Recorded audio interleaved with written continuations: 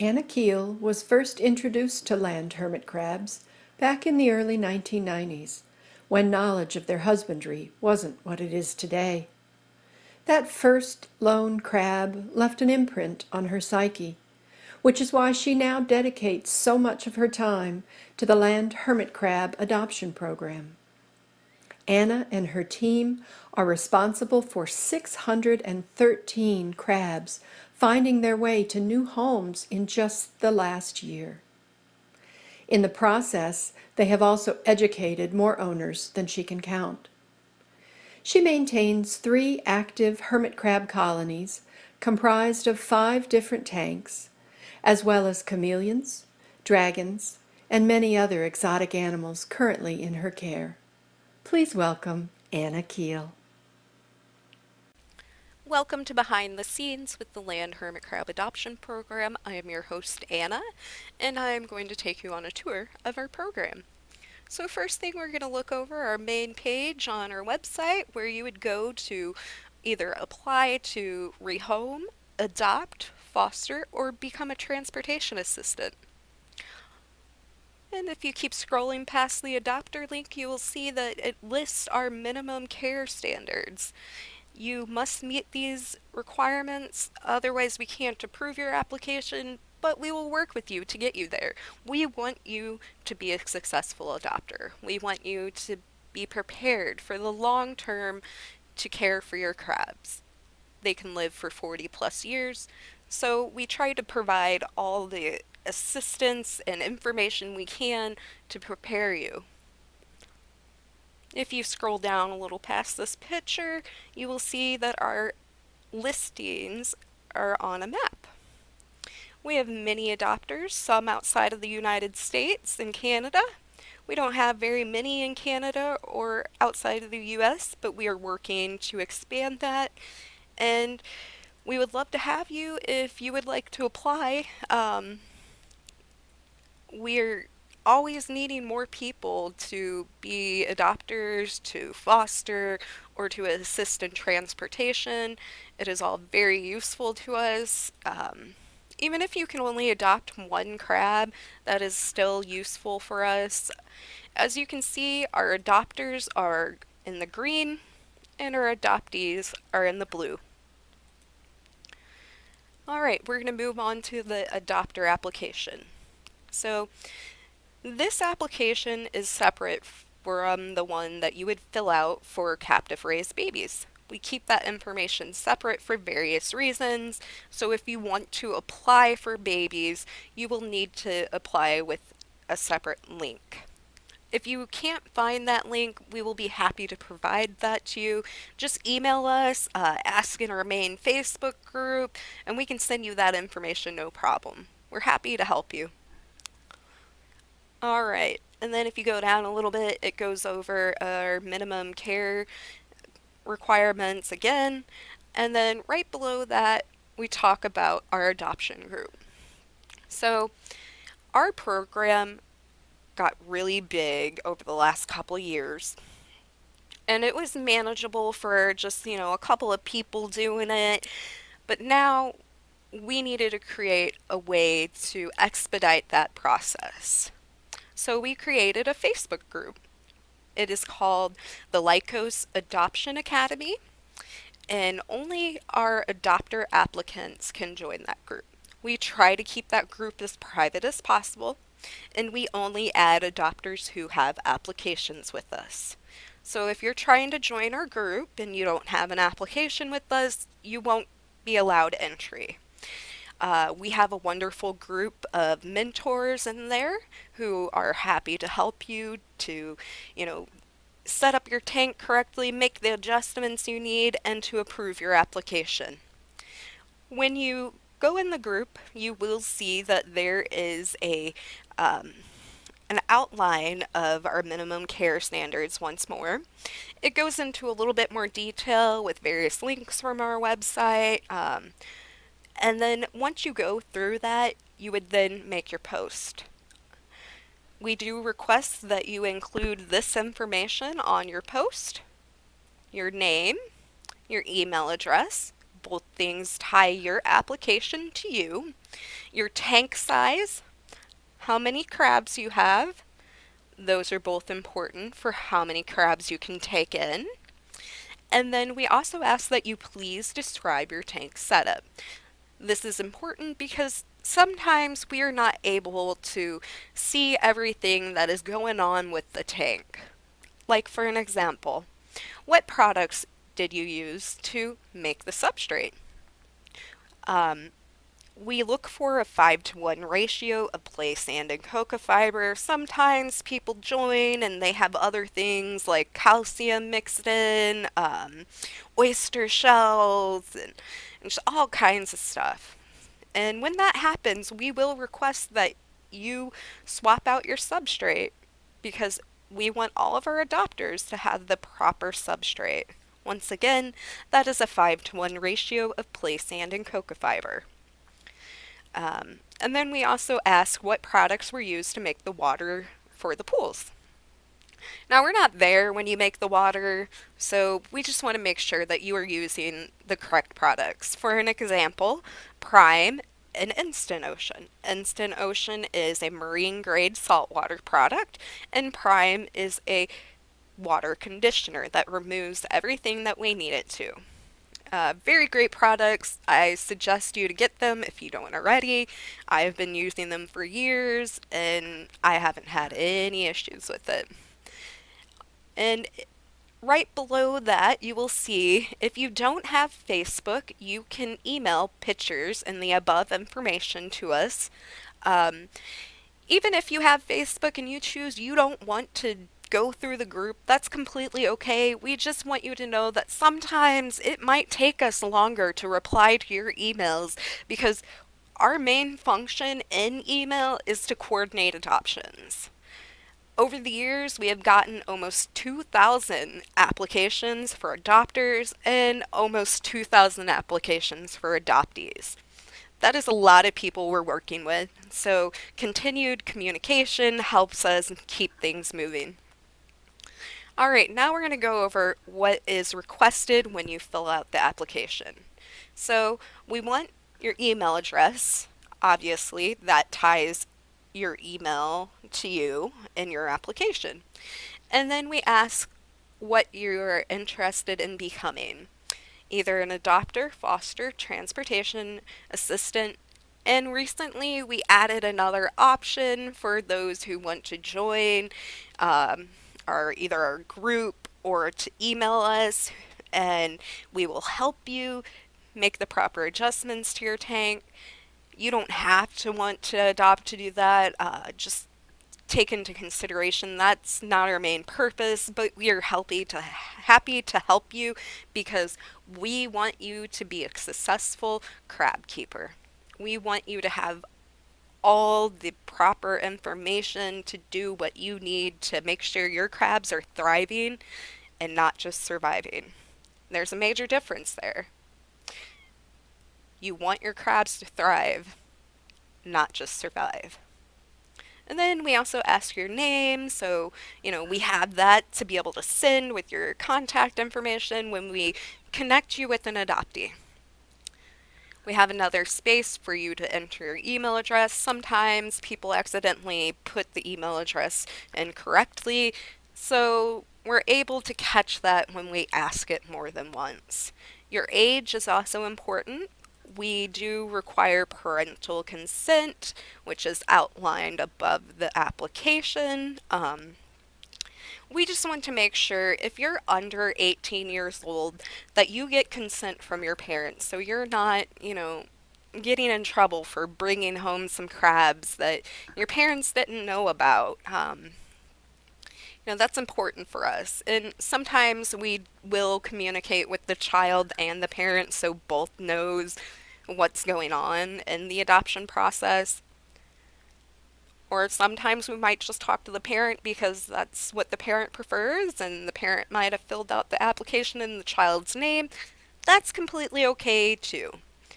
Then we ask for your zip code, city, and state. This helps us list your application where you live. So make sure to include all of that information so we can put you on the map in the correct spot. We do use Google Maps to put up our listings. So if you only give zip code, sometimes the map will select somewhere with the same zip code or similar zip code, but not where you live. So that's where the city and state comes in handy. And then we ask, how many miles are you willing to travel to pick up adoptees? This is something we list on your map marker so adoptees know, okay, this person isn't willing to travel as far as I am to them. Maybe they'll meet halfway, and that's a perfectly acceptable thing for them to ask. But at least they know ahead of time that this person isn't willing to travel as far. How many crabs do you currently have? Once again, that information is important so we can tell how many crabs you can take in. And then right below that, there's more information for that reason. What size are your crabs? Like we discussed, smaller crabs can get away with less amount of space. Larger crabs are going to need 10 to 15 plus gallons each. And how big is your tank? That also goes into how many crabs you can take in. Space requirement is very important. Otherwise, there are some issues that you can run into if you are overcrowded. And then briefly describe your crab habitat. That's also so we can know what is involved with your tank that we can't see, or maybe, something we would have looked over. We'll read that over when we're talking with you. And then right below that, you will see we ask, are you going to join the group or are you going to email? If you change your mind after filling out the application and you decide you'd rather go through email, that's okay. If you're already in the group and you decide you don't want to do it through the group, email us, leave the group. We won't be mad. We want you to get approved. We want to help you. We want you to be successful. We want the best for the crabs listed with us and for our adopters. And then social media link. It's not really important, but if we can't reach you through email, that gives us the option to be able to message you either through, Facebook, Instagram, or whatever. We just want to be able to reach out if we can't get a hold of you. Alright, now we're going to move on to the adoptee application. This is for listing your crabs for adoption. So we do require that crabs are free through our program. If you want to charge for supplies or the tank, you need to arrange that prior to the adopter coming to pick up the crabs.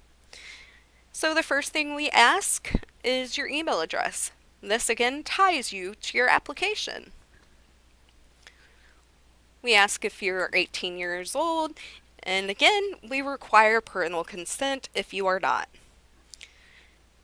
Please include your contact information, including your email address so we can follow up with you, or if you are under 18 or still live with your parents, provide their contact information. Again, this goes into parental consent.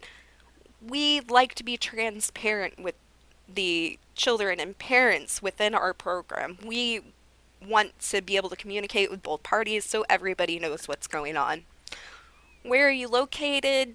City, state, zip. Like I said, with the adopter application, all three of those are important so we can make sure to place you in the correct place on our map. How many crabs do you need to rehome? That will be listed on your map marker so adopters know how many crabs this person needs to rehome. Now, with larger number of crabs, you need to understand that sometimes we cannot keep groups together because we just don't have the adopter with the resources willing to take in that many crabs. Like their tank can't fit that many crabs, otherwise they'd be overcrowded. But if you are rehoming them with your tank and you think you have enough space in your tank or in that tank and between the adopter's tank, go right ahead.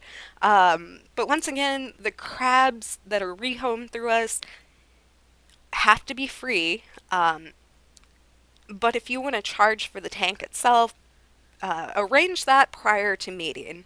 Let them know right away. So you're both being transparent through the process. And then what size are your hermit crabs? Now, a lot of the times, people rehoming crabs are unsure of what size their crabs are. And that's okay. It's hard to tell through photos what size a crab is. Um, so we like to make sure adopters are prepared for accidentally ending up with larger crabs. And then what species are your hermit crabs? Um, okay, so again, adoptees are just they just don't know what species they have. And I invite them to email us pictures of their crabs so we can identify that for them. They don't always email pictures, and you'll see on the map marker it won't be listed, and that's fine. Most of the time it's a purple pincher, but sometimes people are particularly looking for exotics. So sometimes adoptees might get messages asking, "Hey, can you send me some pictures of your crab? I'm looking for X species." Um, and that's okay to do too. Are you willing to pay for overnight shipping? So let's talk about shipping. I prefer not to have crabs shipped. I prefer to get crabs rehomed locally. Shipping crabs can be hard on the crabs, especially when they're coming from not ideal conditions. And that just puts more stress on them, and shipping a already stressed out and sick crab can be a fatal situation and just all around really sad. So that is an option that we do as a last resort situation. And even then, we try to pick an adopter that is closest and able to take in that particular situation. Um, and then, are you willing to pay for it? I mean, I don't usually list this because, like I said, I usually get crabs rehomed locally, but this information still stays within your application file just in case that is an option we have to go with. And then, do you have supplies that come with the hermit crabs? So, sometimes adoptees think they have the correct type of supplies that will make that'll be useful for the adopter. And that's not always the case. Sometimes you end up with things that are actually toxic for your hermit crabs. Um, like, for an example, pellet food. It contains fish meal, which is, in the long run, not something good for your hermit crabs. If you end up with a product through an adoption that you're unsure of, just post it up in the main group, include a picture of the ingredients, and someone will be happy to help you. If you're not in our main group, email it to us and we'll be happy to help you and identify whether or not that product is okay to use or not. And then, are you willing to travel and within a reasonable distance to deliver your hermit crabs? So that is something I always list on the map markers. Sometimes adoptees aren't able to travel to get their crabs rehomed, and I will list that this adoptee would need the adopter to come to them as traveling isn't an option for them at this time. And then other times when they say yes, I will put they are willing to travel within reason. Um, Sometimes people are willing to travel beyond what you think is within reason. Sometimes adopters are willing to meet halfway or to go on a little road trip to pick up a crab. I mean, we love our crabs, so why not? um, do any of your hermit crabs show signs of illness? So, we ask this in case it is obviously visible to someone rehoming that the crab is having some sort of issue, like scabs, crusty wounds, mites, spots on the exoskeleton. If it's a serious issue, I will try my best to get a crab rehomed to an experienced adopter or foster parent. Like, for an example, we have two people in Florida who are amazing people who do such a great job at fostering crabs, rehabbing them, and rehoming them. I really appreciate their help in Florida. Crabs are bought and sold like crazy in Florida, and it's an amazing thing what they do. Both fosters have helped tremendously with our program. Um, I can't thank them enough. I can't thank any of you enough for, helping with this program and being able to make this possible. Last year alone, we were able to get 613 crabs rehomed.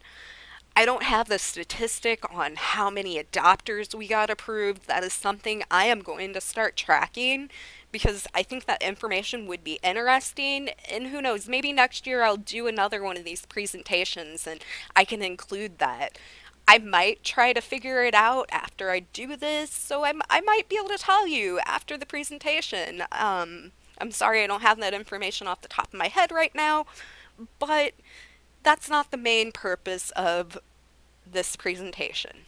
So if you go to the last box on the adoptee application, we have a portion for additional comments. Sometimes people include how long they've had their crab, what their crab's name is, or other things like favorite foods or whatever they want to let us know about their crabs they're adopting out. All right, we're going to move on to the captive raised baby hermit crab application. So this application is similar to our adopter application with how you need to sign up to get approved. You can either do it through the group or the email. And if you scroll down, we're going to go over the information that we request. We want your email address and your name for the same reason we want your email address and your name for the adopter application. We want to be able to tie you to your application. We ask if you're 18 years or older. Once again, we require parental consent to be transparent with the parent and child in this situation. Your cell phone number. The cell phone number is used for shipping the crabs to you.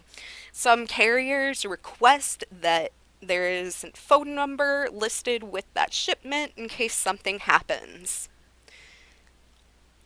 And if you scroll down, we ask what state you live in. That's obviously important for shipping. And when Mary ships the baby crabs, she takes into consideration the weather in her location and the weather in the location that she's shipping to. You don't want to ship when it's too hot or too cold, otherwise, that is amplified within that box. And the baby crab is basically exposed to elements while it's outside of a tank. So we want to make sure that we can ship when they're most comfortable, or as close to that as possible. We haven't had but one casualty during shipping. And that was really sad, but it's still impressive that she has only experienced that once. How long have you kept hermit crabs as pets? So this doesn't really hurt your chances to become a baby adopter.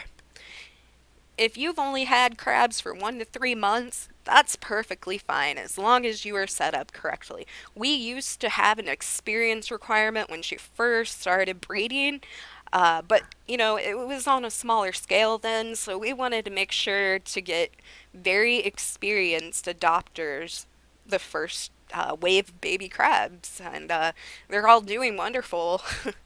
I'm really proud of all our baby adopters and really all of our adopters. I appreciate all of you for making any of this possible.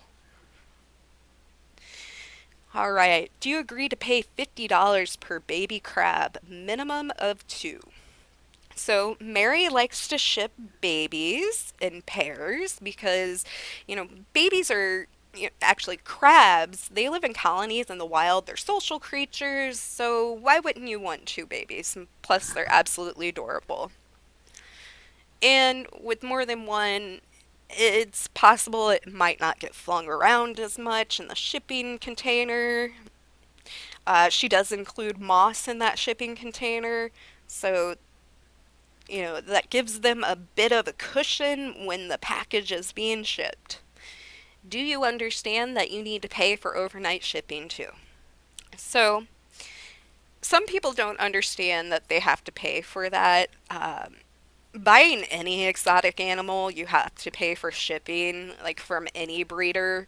Um, it's just what it is. You can also meet her within Lockport to adopt your crabs to go there and pick up them.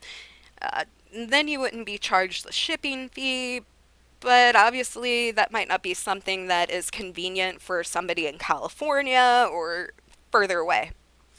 We do not ship crabs overseas, so you have to be within the US to ship crabs or to have crabs shipped to you. Um, so there's a concern there. If we were to ship crabs outside of the United States, it's possible that they might get stuck in customs, which may delay the package. When she ships the crabs, she does overnight shipping, and overnight shipping is basically impossible to do with customs involved.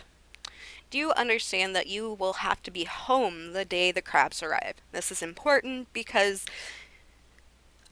if you are not home, it is likely that those crabs within that package will get put back on the shipping truck, which means those crabs will have to go all the way through that driver's route and then will be further exposed to the elements. We don't want that. We want your crabs to arrive when they're supposed to.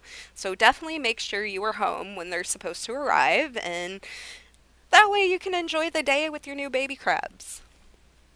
And then we ask, what groups or forums do you use for your crab care information? This isn't going to hurt your chances of adopting babies. We just want to know more information about you. And then again, it asks for like further information about your username on a forum or whatever method you use to search proper husbandry. And then, do you have Facebook? It says, please join our adoption group to get your application approved quicker. Once again, this is just like a regular adopter application. We request that to help expedite the process of your application. All right, so that goes over our adoption program. We are always happy to help, and we thank you for making our adoption program possible. This wouldn't be possible without you and all the amazing people who volunteer their time to help with our program. We appreciate it.